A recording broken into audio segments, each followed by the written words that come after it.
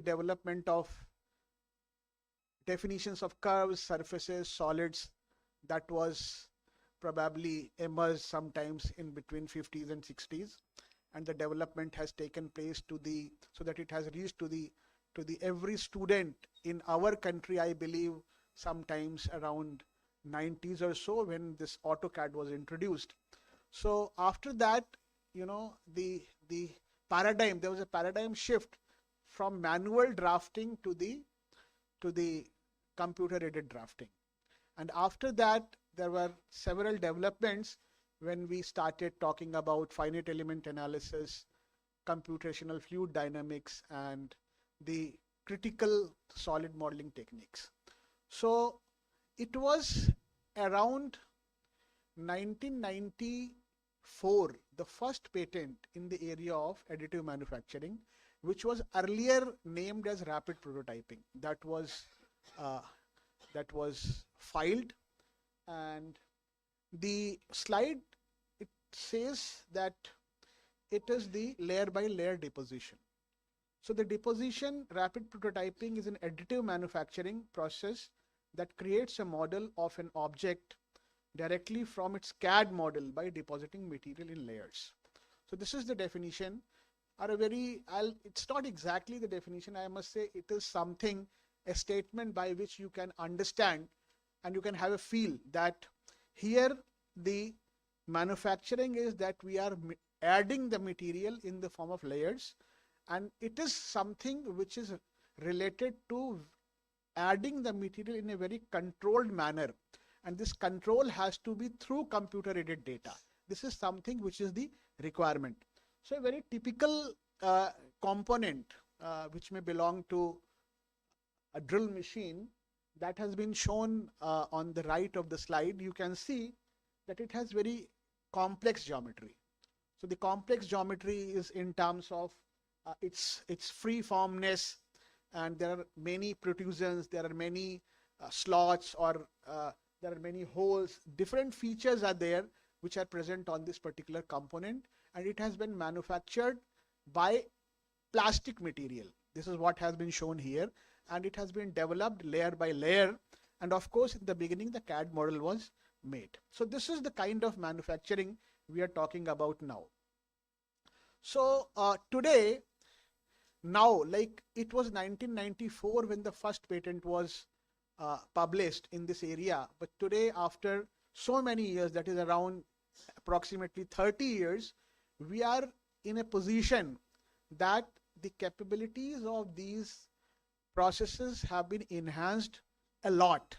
That in the beginning it used to be only a design tool, it used to be only product design tool, because we were making only designs, and these machines were only printing or depositing plastic materials.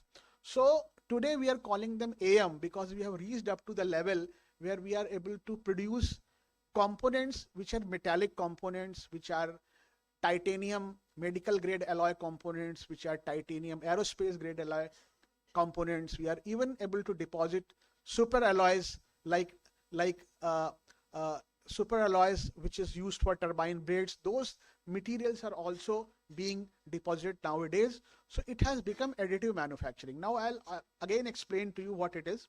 So this particular process chain which is appearing in front of you now is something which is to be strictly followed. So why I'm using the word strictly followed, that has come because of the ASTM definition, which I am going to talk about in my forthcoming slides. So here what you can see is that the process starts with the CAD modeling of the component, and then what you have to do is the tessellation. Tessellation is that you have to save your component as a STL file, and this STL file is sometimes defective also. So number of softwares are needed, or you may use a very standard software which is quite commercial in nature, so which can be used to repair this STL file. And then you are going to do the slicing. So slicing is the intersection of horizontal planes with this STL file, so you get slices. Slices are basically, I'll say it is a 2D geometry of 2D intersections of the component which you are going to deposit from bottom to the top. So every slice you are going to deposit, you need some technology. So that's why you need a 3D printer or a RP system or a AM machine, whatever you call. So this machine will actually convert this virtual slices to the physical slices one over another, and once they are stacked one over another, you are going to get the component. So this machine, which we are calling printer today or additive manufacturing system today, it will be based on certain technology. Certain technology means how to deposit. The deposition may be a thermal based deposition. It may be deposition where we are going to melt the material using lasers and then depositing it. So there may be some technology. So that's why I have written here that generation of laser scanning paths or material deposition paths. So that computation will always be done, and then that data will be fed to this AM machine, which will perform the layer by layer material deposition from bottom to the top.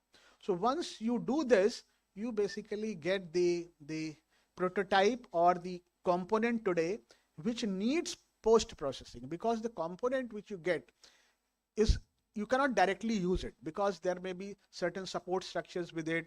There may be the component may be rough. So those things you have to do, like you have to do post processing, finishing of the component, and if it is found okay, if you test it and if it is found okay, you are going to say that my component is all right. Otherwise you are going to do additional changes in your CAD model. So this is how the entire process chain of 3D printing works. So if we want to have the history of this process development, it started as rapid prototyping around 1994, and then, because in the beginning only the plastic machines were developed, but there was a requirement that you have to convert it to component of maybe say high speed steel or maybe some other steel or maybe aluminum alloy, which is to be used to a machine as a system. Then the processes which were developed, they were called as rapid tooling. So rapid tooling is something where we are having the either directly the pattern is converted to mold, or we are directly making the pattern or mold and then filling the actual material into it. Automotive applications were parallelly developed, and later on when there were few more developments in the area of metal based additive manufacturing, the aerospace materials were also printed around 2004, and still the things are going on. And even today there's a challenge in terms of having the standards made for the aerospace industry. Then the process was also developed to deposit composites and of course the biomedical implants. So this biomedical implants is a very interesting area, because if you really see, there are three verticals that you can develop the engineering components by drawings or 3D models, or you can do the reverse engineering and print the material. And third vertical is that you can have the biomedical models or biomedical components printed by the 3D printing technology. So of course, I don't know this data which is published is 14 to 18, but I am teaching this thing from the very beginning, from 2006-7. I am teaching in my class at IIT Delhi that we were doing the modeling of bio components, and we were printing with our plastic machines. But today the time is that we are able to do it with the biomedical grade materials. And what we are looking for now, so if you try to see that another 10 years, the goal is that we can do the bioprinting. I have bioprinter in my lab. We are doing bioprinting, but the idea is that we can develop live organs by cell seeding, by stem cell seeding, and seeding the proteins or maybe other biomaterials with the classifying cells, so that we are able to generate the live organs of the human body. That's what is the goal for the next 10 years. And there are a lot of research that is going on worldwide which is focusing on this particular aspect. We have at IIT Delhi also tried to do some work in this domain, which I'll show you. Okay, so as far as history is concerned, you can see that the ceramic or metallic powder that was sintered by laser, and this kind of geometry was developed in 1979. However, uh, the photopolymerization was also conceptualized and people have developed machine in 1981. But it was not digital. Please mind it that it was not digital. So these machines were operated through computer aided design data only in 1994. That was the starting of digital manufacturing, deposition based, I must say, deposition based digital manufacturing, and of course the rapid prototyping. So this is a very recent definition which has come about additive manufacturing. So it tells that additive manufacturing refers to a process by which digital 3D design data is used to build up a component in layers by depositing materials. It is opposed to subtractive manufacturing and formative manufacturing methodologies. So this, I believe that this particular definition ASTM has forced to give to the society, because many people nowadays, depositing the material but not digitally. Like if you are doing some sort of, I'll say, manual adjustments and trying to deposit it, then you are not going to call it as a additive manufacturing. This is something what we have to understand. The term 3D printing and additive manufacturing, they are very commonly used nowadays. However, the latter is more accurate in it describes a professional production technique which clearly distinguishes from the conventional method of material removal.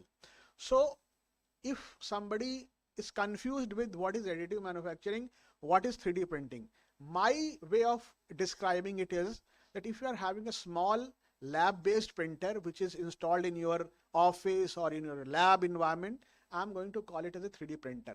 But if you are having a big machine which is emitting some toxic emissions, fumes are coming out, like if you're doing it in an industrial environment, when it is a bigger machine in an industrial environment, I'm going to call it as an additive manufacturing. But if you are calling it 3D printing, additive manufacturing, there's no mistake. They are more or less synonyms of each other. Okay, so over the time you can see that different titles for this technology, they have emerged, like additive fabrication, additive processes, additive techniques, additive layered manufacturing, solid free form fabrication, and free form fabrication. So these are the different titles. Like if you see from 1994 rapid prototyping, and today we have ended with additive manufacturing. So many titles for this technology came in between. So why this is important, if we have to understand, then additive manufacturing is important because it gives you a very fast prototyping, complex three-dimensional geometries, free form geometries. You can quickly fabricate different materials you can use, and you can also try out new materials with enhanced performance. And this is definitely useful when we try with very low volume or customized component. It is never recommended for mass production. It is also not recommended for batch production. When the volumes are very low or customized, definitely the real potential of additive manufacturing or 3D printing can be realized once we talk about customization. And that's why when we talk about biomedical application, which is a customer specific solutions, they becomes the customized production or fabrications, and these are the areas where the application of the 3D printing or the use of 3D printing is something which is maximum justified. So today we are having, say, different classes of materials. Like in the beginning it was only the plastics. So today we are having different class of materials which can be printed, and makes this technology a very multidisciplinary. Like you can have a look on this. In the beginning we started with the polyester or ABS or polycarbonate or polylactic acid, and nylon is here. After that, there was a trend that we tried to deposit composites also. So carbon fiber based composites or glass fiber based composites also were deposited. Today we are having different printers available which are ready made. You can purchase them, they are commercially available, which can deposit the components for you. Today we are able to deposit steels, copper alloys, magnesium alloys, nickel based alloys, aluminum alloys, and of course the titanium alloys too, for the aerospace as well as medical grade applications, because titanium alloy is a very popular bio-inert material for implants. Then ceramics can also be deposited. Of course, they cannot be melted, but there's a way to deposit them. So phosphate, calcium based, silica based, calcium silicate based, different alumina based, they are being deposited. Then biomaterials, like they may be some bioinks, protein based bioinks, cell laden hydrogels. These are all can be deposited in bioprinters. And of course, you might have heard about the 3D printing is also used in construction. So like number of videos are available nowadays in our country also. L&T has already tried, to develop 3D printers which can make buildings for you. IIT Madras has already done this. IIT Delhi is also making attempts. So it's not new. Like National University of Singapore and there's a Nanyang Technological University Singapore. They have done a lot of work in concrete printing. So cement, concrete, fiber reinforced concrete, Portland cement, different kinds of, building materials, they can be also printed using this technology. So if we try to see the why this technology is so important for us, because of the shape complexity. Like if you see these geometries, we do not have any other manufacturing method which can do this for you, whether it is a metallic material or it is a plastic material or it is a steel kind of thing. You cannot do these kinds of geometry by any other manufacturing method. So AM makes it possible to build virtually any shape.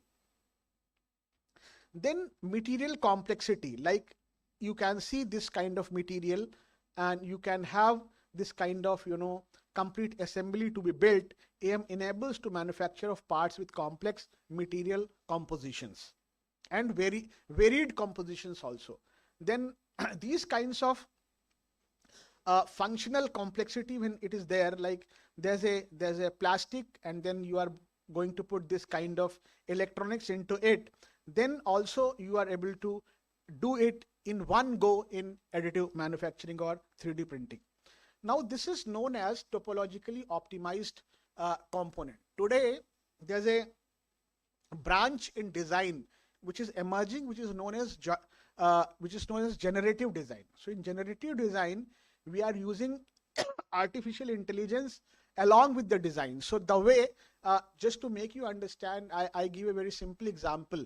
Like when we make PPT presentations, you have a picture, you have second picture, you have some text. So the PPT, this software offers you number of solutions that how you can arrange the things in a slide. It comes in the slide design on the right hand side. You can choose one of them. So similarly, when you are going to use AI along with the mechanical design, it will give you topologically optimized number of solutions in which the most appropriate solution you can use. So suppose here, like one example has been given that this is a machine component which is being topologically optimized, and it looks like this. It will perform the same functionality wise, there's no difference in the two, but we are able to save a lot of material if I am going to make this component this way. Its weight will go down, but strength will remain same. Its cost will also go down, but its manufacturability is very difficult. Is it okay?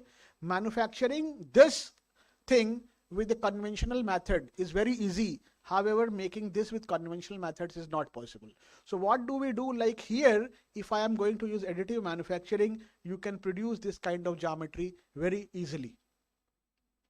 Now, another distinctive feature of additive manufacturing is part consolidation.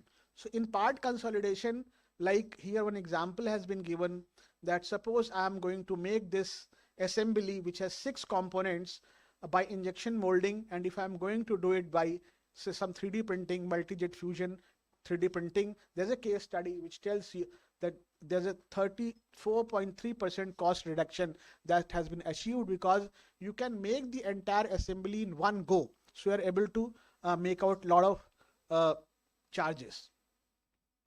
Now today, like the old classification of additive manufacturing used to be based on the raw materials, correct? So the raw materials used to be that it is a liquid based, it is a powder based, or it is a solid based. This is how we used to classify the additive manufacturing. But today, the new classification is based on the processing technology. And this classification is like VAT photopolymerization. This is the first one, this stereolithography, where we talk about the photopolymerization, then we have material jetting, so then binder jetting, material extrusion. So FDM printer is about material extrusion, sheet lamination, powder bed fusion technology, and directed energy deposition is the latest trend in the area of metal deposition. So this is one slide which summarizes various applications. So here you can see that one more example I have shown for topologically optimized structure. This is the biomedical application that we start with the DICOM files, that is the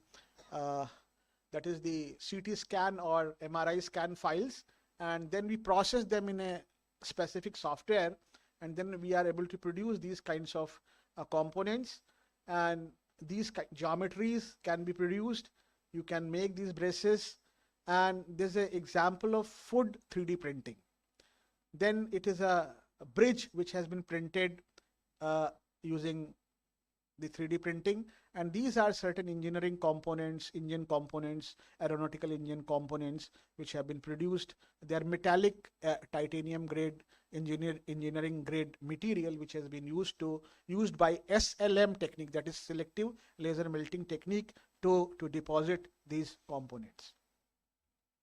Now this additive manufacturing is a big deal today because you can see that there's an exponential growth in terms of machines which are sold worldwide, and also the services which have been offered by the various vendors worldwide. So based on this data, there's a report published which talks, there's a Holler's report which is published every year. So there's a data which shows that there's an exponential growth in this technology, and that's why the whole world is nowadays looking towards it, and our country is also in a big way trying to adopt this technology.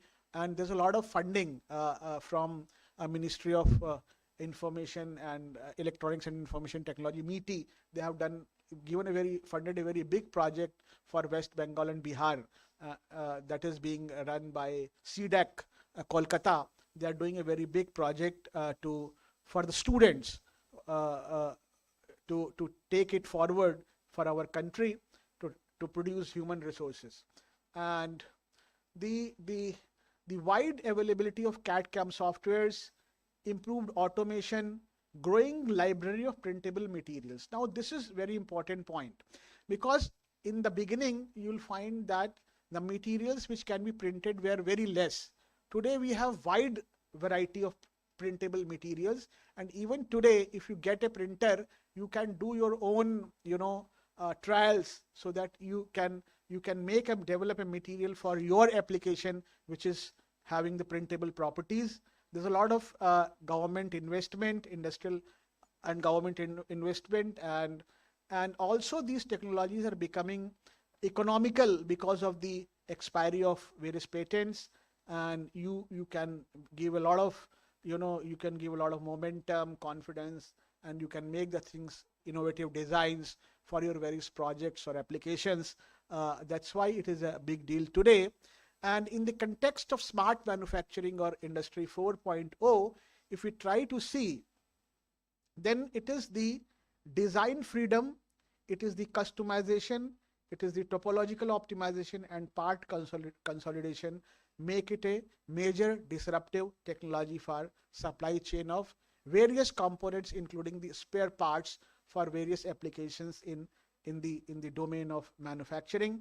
And it is a paradigm of, in the paradigm of Industry 4.0, AM is discussed as the technology which can produce spare parts and support maintenance. It can reduce time to market and cost of manufacturing. So this is what something I was trying to emphasize, that if you see that in the building blocks of Industry 4.0, we are having big data analytics, automation, robotics, and we have simulations, we have IoT, we have cyber security, we have artificial intelligence, and augmented and virtual reality, and finally we are having additive manufacturing as the tool which has been recommended as the tool in the highly, I'll say, flexible and agile kind of environment, or when the demands and the type of components, which can say that variety of components that is varying very fast in those kinds of environment, this particular the smart manufacturing is something which has got its importance. So like we can have the CAD file, we can do the optimization of the design, and you can have the additive manufacturing system, and that's how we can have the manufacturing, repair and overhaul, or we can even produce the new components. So like you might have heard about that it will be the time when a 3D printer will be sent to the space station, and if anything goes wrong, they are able to produce their components. There's no need to take all the components there. So they are having the library of the CAD designs, and they are able to produce those components there and replace there itself. But definitely this is a dream. It's or rather I must not say dream, it is something which is likely to come soon, because a lot of developments are already taking place in the area. So this manufacturing, additive manufacturing with Industry 4.0, it gives you a flexibility that you can design anywhere and manufacture anywhere. So it enables end user for maintenance, repair and overhaul capability, and enable users to diversify the application with buying new machines or components. So with this background, which is definitely very exciting as far as the technology, digital deposition technology, that is additive manufacturing, is concerned, and how important it is considering its distinctive features, and how it is important in terms of Industry 4.0. With this specific background, let me talk about now some of the research attempts which we have taken at IIT Delhi, because I have already spent around 35 minutes, and maybe another 10-15 minutes I'll try to describe those things. So like this is one very important and very, to me it appears very exciting attempt which we did at IIT Delhi, and of course done by a PhD scholar. We have developed our own 3D printer. You can just have a look on this 3D printer, and this 3D printer deposits the material, that is a biodegradable polymeric ink, and it is being deposited on this rotating rod. So we don't have a flat bed. It is a 2 mm rotating rod on which we are depositing. So this is an in-house developed printer. In-house means conceptualized by us, and I don't believe in making things, we have contacted some 3D printer banane wala, and we got it done from him, but the idea used to be ours. We have a patent of this machine. So here, like on this 2 mm diameter rod, rotating rod, we are able to deposit, like this is the CAD model, and we are going to deposit it. We get in 10 minutes I can make a customized stent, that is a cardiovascular stent, from solvent cast 3D printing process, and different designs have been printed. So these designs, you can see, they are being borrowed from the commercial designs of the stents which are already being used by the doctors and in the market. And we did, now the property of this material is that it gets dissolved into the body. Like today, we are implanting the stents, and these stents are metallic stents. So they are, once they are kept in the body, they are always there. So, but here this kind of stent will do its purpose and slowly it will dissolve in the body. So we did the required testing also.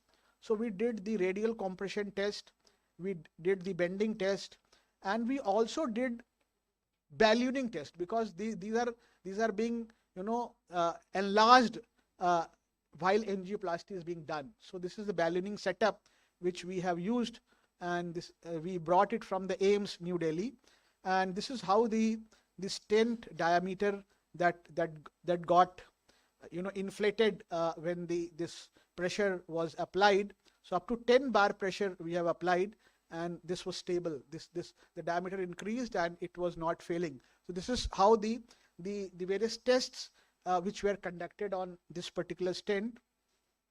Then we also did this test which is the dynamic degradation. So here, like, this pump was used, and this is a phosphate based solution, and in these tubes these stents were kept, and it was run for hours, like 72 hours or maybe more, 5-10 days continuously, so that we could understand that how it is slowly degrading. So we did the dynamic degradation tests, and also we did the some sort of static immersion and degradation tests. So those two kinds of tests were done, and these are the tests which were done at AIIMS. So which shows that this material which we developed is something which is not non-toxic. So these green cells are there. When the cells are coming in the contact of this material, they are not dying, because otherwise there would have been red color. I'll show you other examples also. And this is about cell development. So the cells get adhered to this material, and there is a cell growth. So that study has been conducted at AIIMS New Delhi. Then the same printer we have used to conduct another piece of work, which was about fabrication of tubular scaffold using novel 3D printing for tracheal regenerative application.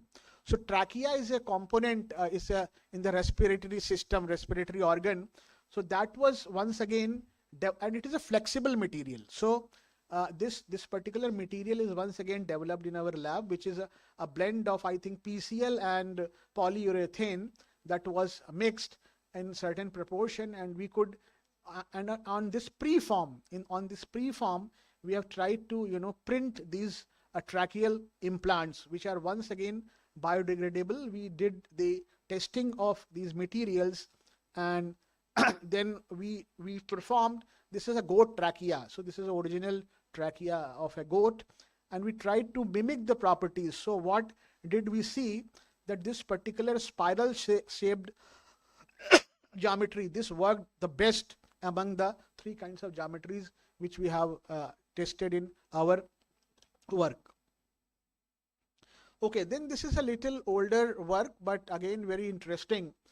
I believe need not explain that what is this problem. Some kids are born with this foot or feet twisted inward, and of course the method which is being used is called Ponseti method, which is currently the method where the doctor, the orthopedic doctor, does the serial casting just from the next day of the birth of the kid, and they keep on morphing the shape of the baby's foot so that it takes the actual shape, the correct shape. So here we identified the kids when they are born in the Delhi hospitals, and we did their MRI scan of the foot and developed these silicon rubber models, because we cannot perform any experiment on the kid. So we have to make silicon rubber models. This is by selective laser sintering technique, and then making a tool out of it and pouring the silicon rubber. And then based on this, we developed so many trials went, and finally we developed this orthosis. So this orthosis can be put on the foot of the baby, and we did the case studies also. There's 7 kids we have identified, and these tests were at SGPGI Chandigarh. We did that, and within a 7 days time we could rectify the defect in the foot of the baby. And some finite element analysis was also done to understand that how much stress is developed, and we worked at a factor of safety of around 110, 100 or 110. And this is another continued work where we developed this particular instrument which can measure the deformity. So because there's no method where we can do the measurement of this three-dimensional deformity. So either you have to, if you go to MRI scan every time, that is not recommended. Nobody can be exposed to so much of radiation. So we developed our mechanical system which can be kept on the foot of the baby, and there are number of scales here which can be used to identify the numbers, which gives you the measurement of the this particular deformed shape. And when there's a correction taking place, this gives you a pretty good idea that how the correction is happening. Now, this is another important thing where we used acoustic liquid manipulation and jet electrochemical deposition to create three-dimensional components, micro components, very small components. So here this jet was having the solution of copper sulfate and H2SO4, and once you start depositing it, it gives a shape like this. So there's a edge effect. This is called edge effect. There's a discontinuation. So this discontinuation was solved by our lab, that we introduced ultrasonic waves in this jet. So superimposition of ultrasonic waves with this electrochemical jet, that could create very continuous structures like this. You can have a look here. And with the DC supply, the grains were very large. However, once we used the nanopulse DC supply in this electrochemical shell, what we get is the nano grains. So today, like, I can make a micro component and I can ensure that every grain is a nano grain. So this is something which is not possible. There are many problems when you do powder metallurgy or you try to use nano powders and make the things. So many problems are there. Ultrasonification you do, agglomeration problems are there. But here we are depositing a micro component, ensuring that every grain is a nano grain, nanoparticle. Now, this is another important piece of work. We started our work with the bioimplants. So bioresorbable implants. So this is metallic, like there are three metals. One is the pure iron, second is the zinc, third is the magnesium. You all know that these three are the constituent materials of the body. They are present in our body. So if they are absorbed in the body in a prescribed or in a below a threshold value, then they are not toxic. Too much of exposure will become toxic. So here we tried to develop pure biodegradable iron implants. Now iron has a property, iron is a strong material as compared to zinc or magnesium, but it degrades very slowly. Its corrosion rate is very slow. So we have to match the corrosion rate with the bone growth rate. That is the problem. So what did we do? We definitely because the idea is to make scaffold, we did CAD modeling, and this is stereolithography printed component. We developed this mold, and by ultrasonification with spherical iron powders, we filled this mold and we could produce by sintering. So this is a microwave sintering we did, and we could produce these components. You can just have a look on these components. So these are the CAD models and these are the components, exactly same. Even today, if you try to take a SLM kind of technology and try to make these components, you won't be able to do that with this accuracy. Like, so here we have done a case study also, and we could get the fit IT16 kind of tolerance that could maintain on this particular components. Now the idea is that we have to match, we have to increase the corrosion rate, the biodegradation rate of this structure. So we did 3 electrode potentiodynamic polarization testing, and we could show that its corrosion rate has been matched with the bone growth rate in this porous media. And we also did the cytocompatibility assay test in AIIMS, where you can see these are the red is the dead cells and the green is the live cells. So you have to control the dissolution in such a way that it is not becoming toxic. That is also was one of the aims of this particular work. Then depositing copper, depositing very conducting materials like aluminium is again a problem in additive manufacturing. You with SLM technology or with DD technology, you cannot do this because the heat flows very fast. Correct? So for making copper components, we developed our own process which is known as ultrasonic assisted pressureless sintering for rapid manufacturing of copper components. So here the mold was developed, but it was sintered in a tubular furnace in argon environment, and it was vibrated with an ultrasonic frequency. This is design of the crucible which has been shown here, and we studied the mechanism of sintering in this environment, and you can see the kind of components which were developed using this particular process. So all this thing which I am showing you, this is a patented work. Patent has already been granted in all these technologies. Now we used bioprinter to do something else, that we used Fe scaffolds, iron scaffolds with improved mechanical and biological properties with direct ink writing, DIW thing, and we developed the ink and developed these kinds of scaffolds. Their dimensional accuracy was studied, their properties were tested, and their cytocompatibility test was done in AIIMS, and we could produce these kinds of implants, dentures. Okay, then this is related to developing a functionally graded biomaterial with tolerable degradation rate and mechanical properties. So once again the work was extended, where we tried to develop inner core as a solid core and the outer as a porous material, so that it gives a lot of toughness, and at the same time it is able to absorb the jerks when it is implanted in the foot or somewhere, and the bone can grow and the material can degrade also. So this kind of work was done, which is a combination of additive manufacturing and say some sort of metal casting and metal what is called where the material is being impregnated. Yeah.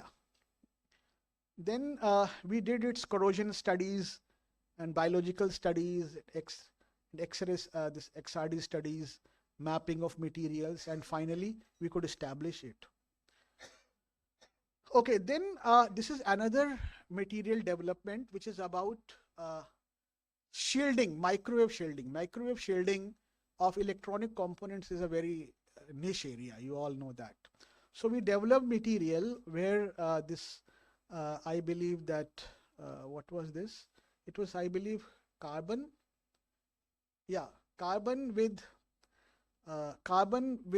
this is a magnetic field assisted 3D printing. So we could make the chains of these composite ink, and that's how we could do the shielding from the microwave.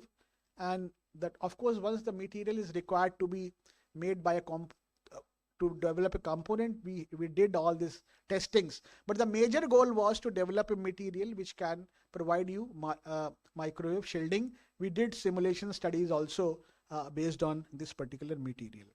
Then there was another student who worked on 4D printing. So in 4D printing, we talk about the fourth dimension. That is, fourth dimension is a time dimension.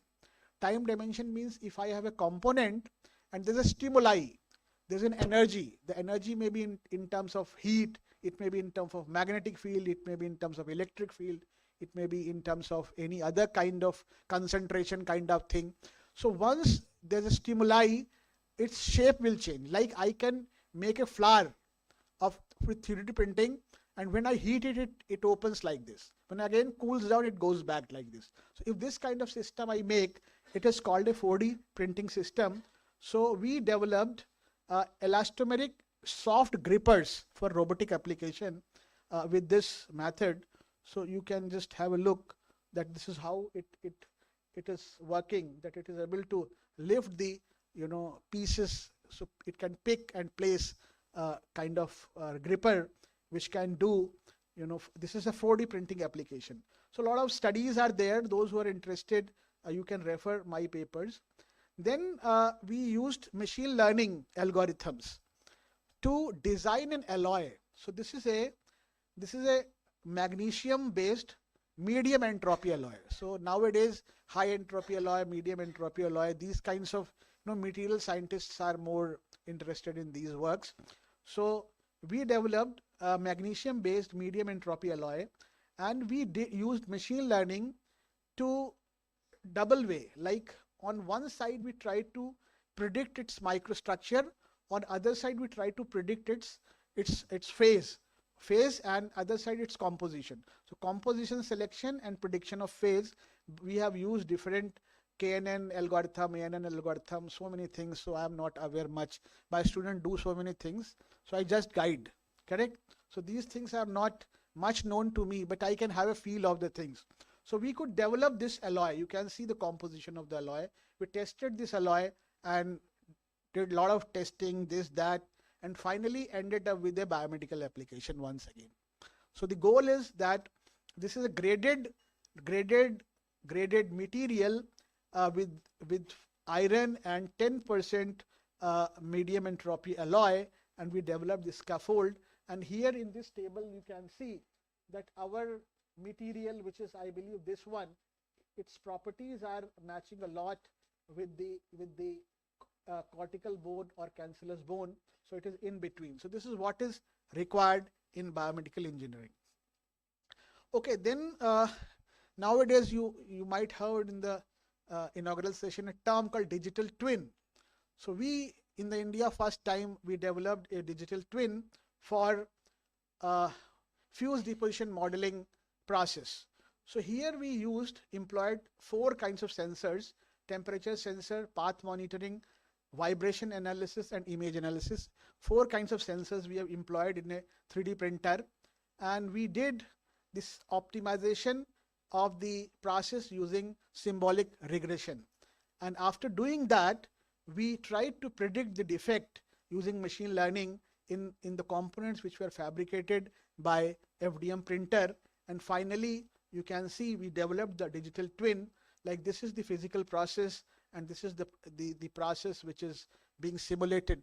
It's not simulation, word is an incorrect word here. It is actually the digital twin, and it is the same motion, but they are separate. Like one is running through machine learning models and another is the actual machine. So you can have so this, you can see this is running. I think it is visible, and this will also run. So one is for horizontal X motion, and this is for Y motion, Z motion, and this is an actual component. You can have a look on this.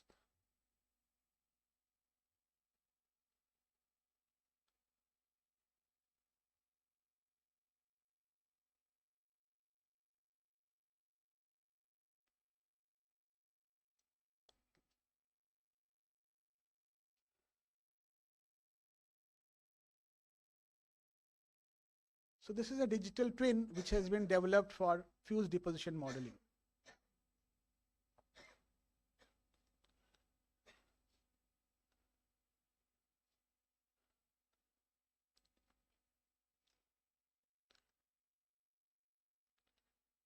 So this is, you can see it gives you the result also, that this will be the strength of the component. These are the optimized parameters, and these are the kind of inaccuracy and defect which can be predicted by this digital twin.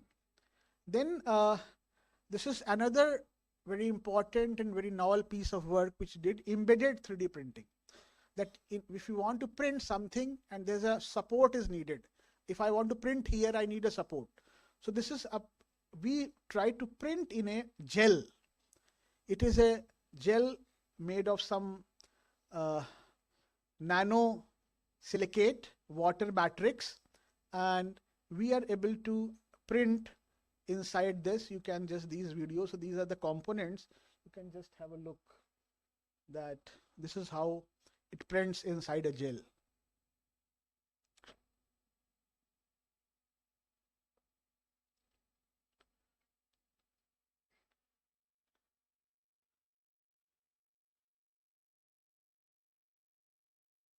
So that video is at very faster pace. So these are the components which have been printed in a, so no support is needed. It is being done in a inside a gel. Embedded 3D printing. And then it has been given for its 4D application also. And then let me talk about the last slide, because I am very good in time. So this is a very old work, not too old also, 2008-9. My first 2 PhD students have done it. It was 1/4 part of their thesis work. It is a non-homogeneous shrinkage compensation, very classical work, fundamental work in the area of additive manufacturing. Like if I want to produce a component like this, very accurate. Now I tell you that additive manufacturing is a very fascinating, very charming technology, correct? But it has a number of limitations also. One limitation is that inaccuracy. The second limitation is the surface quality is poor. And there's a third limitation also, that is strength. But strength has been matched in number of things.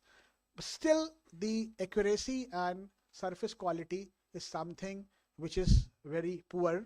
So here the idea is that if I want to produce this component, I have to enlarge it like this, which is being predicted by a lot of algorithms and softwares which we developed.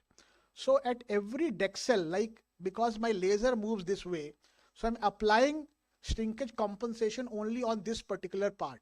So these are different. At every dexel model, we are applying different shrinkage compensation. So this is the software which was written in MATLAB.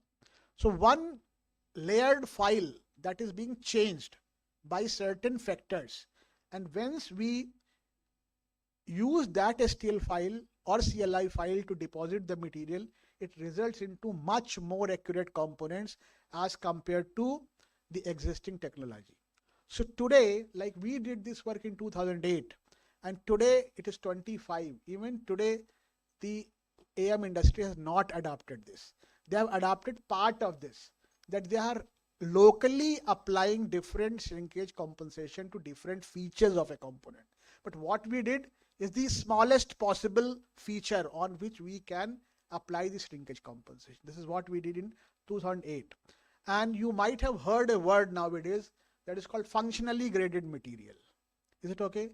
We did it in 2009 or 8, I don't know. This was done first, this was done later.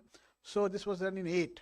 We named it tailoring properties of material by in selective laser sintering, because at that time, you know, the word FGM was not coined in the market.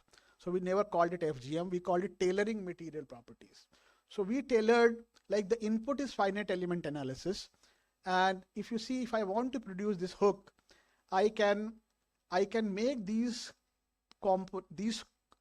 volumes of more strength, because they bear more stress, correct? So this was bifurcated, layer by layer information was taken out from finite element software, and we did bifurcation of these areas at every layer, and different process parameters were applied so that we were able to get functionally graded materials with the input of functionality of the component. This is the kind of thing we did in 2008. So we are having the patent of all these algorithms. So with this, I complete my talk here with a due acknowledgement to all my PhD scholars. Many of them are professors in IIT, NITs. 2 are sitting here, correct? And thanks to my teachers and all of you for your patient hearing. Thanks a lot.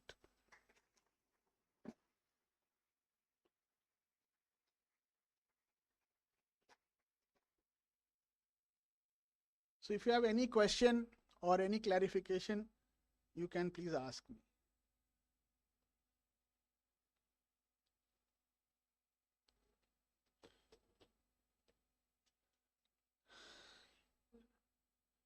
Any question from anybody? हाँ.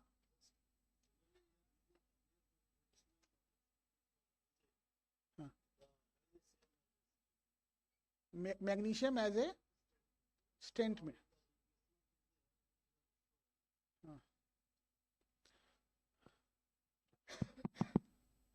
In the graph that by 3D printing material. So these materials are is in application mode or in still? Which material? Which material? Stent material. Stent. Stent materials are generally, you know, they are not. I have not seen any magnesium material which is a commercial material. Generally, no, commercial means it is used, but it is a very costly material for the replacement during the heart attack. There are biodegradable material. No, sorry. There's no biodegradable material which is in use. The materials which are in use they are steel-based materials. Sometimes there's a lot of, you know, chromium or vanadium kind of materials which are there. So that they are bio-inert materials. Biodegradable material, I don't think that magnesium has been used. No. I don't have that. In the place of that, you have shown that 3D printing. Yeah, I have shown that is a polymeric material. Yeah, polymeric material. Yes. So is that used in the present scenario? Is it using or? No, it's not being used. For that, a lot of funding is needed, and I have to collaborate with doctors, and so many things have to be done. So those things somebody can take up. Actually, I am not taking up that now. I am becoming older. So, yeah. So thank you for your excellent presentation, sir. Yeah. Including this additive manufacturing, the different kinds of the materials, and the 3D printing. Thank you once again. So any other question if anybody has?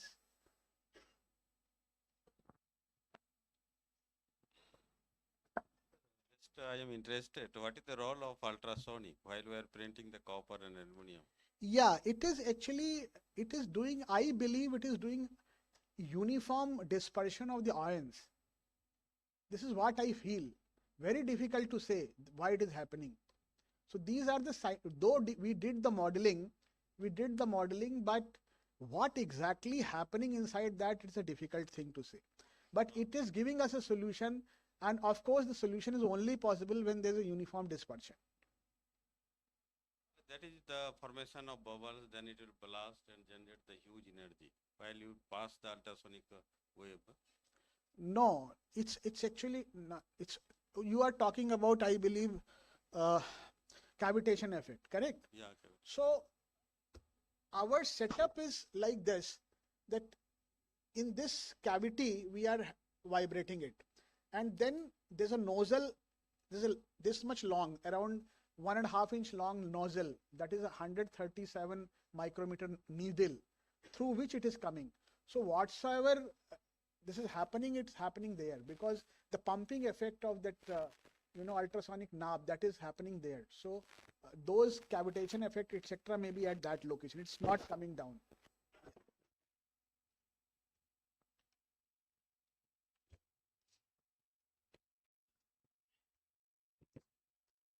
Sir, I have one question. Yeah, you have shown the hook.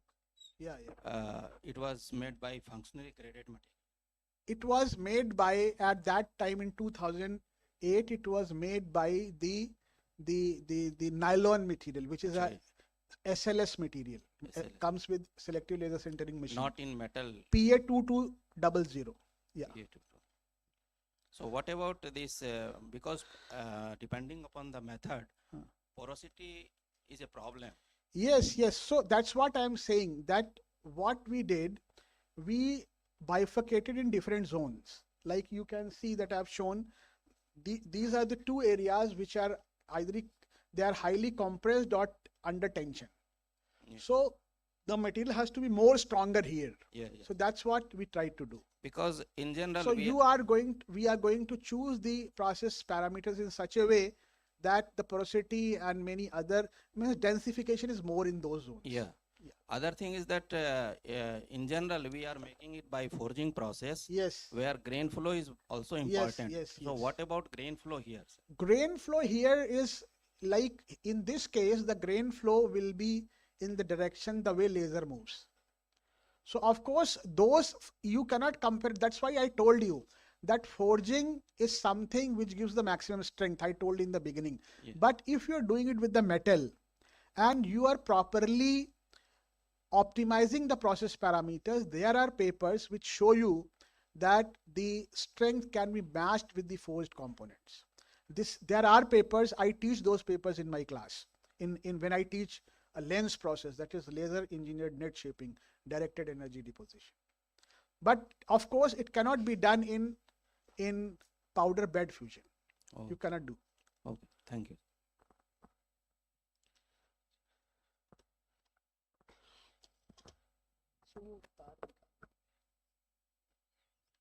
Anything else? Any query by students? Students understood everything. Yeah. Who?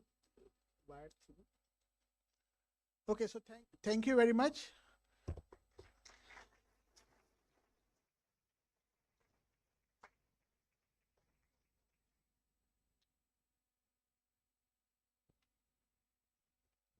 Hello.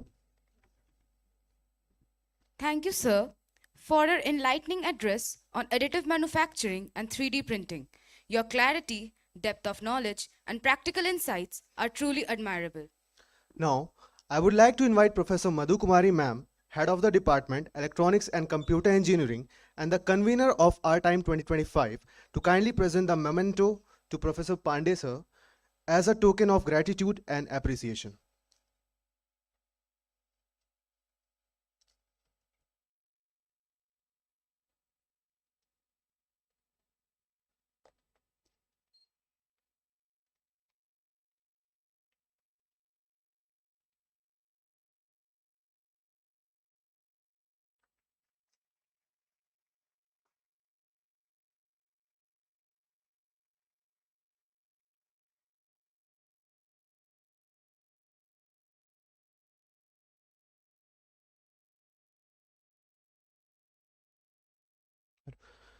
Now, we request the dignitaries to kindly proceed to the NIFT guest house while the students are requested to be seated.